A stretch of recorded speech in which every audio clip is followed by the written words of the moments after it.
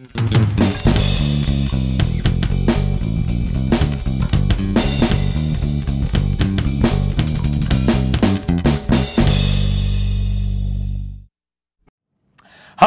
and welcome back to Geno's Picks. Why is Daddy smiling? Because he went 0-4 last week. What? Yeah, leave it up there, Joe. That's why Daddy's smiling, because I went 0-4, and now I'm 9-7 and 56% on the year. And you know what I have to say to that, people? Let me say two words to you that you haven't given me the chance all season. You're fucking welcome, okay? Because let me point out, thank goodness that I went 0-4, because now that these videos are finally getting 1/1000th of the hits they deserve, and you people are coming around and saying, wow, he had a perfect week in week 1, and you get spoiled, don't do me any favors by thinking it's going to happen every week when you haven't been here the past 6 seasons and haven't seen the, yes, 131 episodes I've done, where also I've had 7 other perfect weeks, okay? If you want me to throw numbers at you, fine. Let's look at this season. On Monday night games, 3-1, 75%. On Thursday night games, 2-1, 66%. Here's a staggering number. If you go back to the beginning of the postseason last year, going into last week, I was 18-5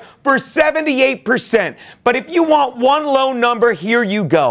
Considering last week's 0-4, coupled with the only other ever 0-4 week I've had in 131 episodes, you know what that is?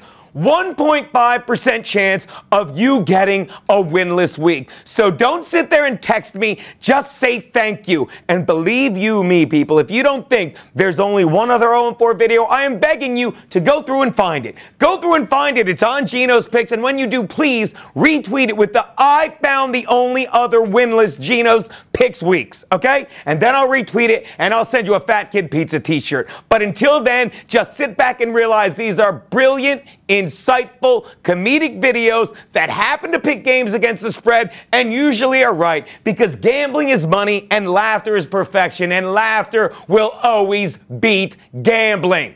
Now, let's get to these picks.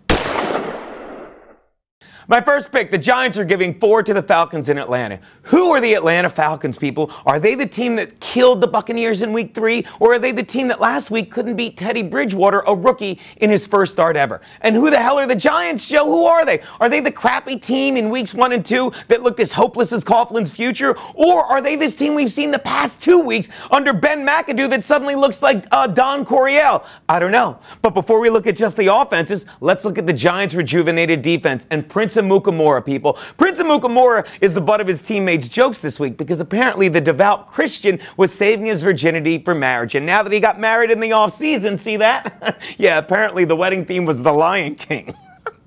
Apparently, now that he's getting laid, he's playing great football, and he has 2 picks in 4 games. So they're saying that's why he's suddenly playing great defense, but it's not. Because if that were true, then why is Geno Smith having such a crappy year when he's been screwing the Jets organization for 2 years now? People, Amukamara and the defense is great. The offense is coming around, and that's why I love the Giants in this one. Take the G-men, lay the 4.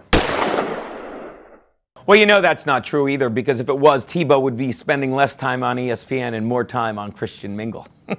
My next pick, the Cowboys are giving 6 to the Texans in Big D. For all the problems people, myself included, thought the Cowboys had coming into this season on defense, no one doubted their offense. And for all the people that are focusing on J.J. Watt, who is a beast, and the Texans' defense, everyone continues to overlook how it's their defense that has won all 3 games, especially last week when Watt returned this 80-yarder for a touchdown that the Bills never recovered from, and allowing Fitzpatrick to protect the lead rather than get one for the team. But in this day and age, just ask the Patriots, we really need to start paying attention to the offensive line as well as the QBs behind them. And that's why I not only love Romo, but I love this guy. You know who it is? If you don't, then ask this guy. Yeah, Johnny Manziel, and he'll tell you it's Zach Martin, the guys the Cowboys took instead of him, and he's having a great year protecting him, Tony Romo. And that's what you get with a great quality offensive line, long drives and smart quarterback play, as opposed to when you have this, a fraud QB hiding behind a beard. No, Joe. No, Joe. Yes, that. Show the beard of Ryan Fitzpatrick. That fraud QB hiding behind a beard, and you can't stay on the field, which is why Dallas is third overall in third down conversions at 55%, yet the Texans and Fitzpatrick are in the bottom half of the league at 41%, which is why the only people at this point who are more terrified of hearing the phrase third down than Texans fans are the people at Malaysian Airlines. Take the Cowboys, lay the 6. My next pick, the Broncos are giving 7.5 to the Cardinals at Mile High Stadium. The Broncos had a whole bye week to think about that loss to Seattle, and the Cardinals had a whole week to wonder if Carson Palmer would be playing this week. He's not, so step in Drew Stanton. What is he, 9? With his 38 career pass attempts and 140 yards. But I don't think that's as big a problem as the fact that 30 of those attempts, came in his 3 years at the Dome in Detroit, and there's a huge difference between playing indoors at sea level and outdoors at Denver's altitude, which will give Stanton and his offense problems staying on the field, as Stanton will have more problems driving at a mile high than Kevin Ward Jr. Ha ha! Take Denver, lay the TD. Yeah, the only week we didn't do a Kevin Ward Jr. joke, we were winless. So buckle up, America.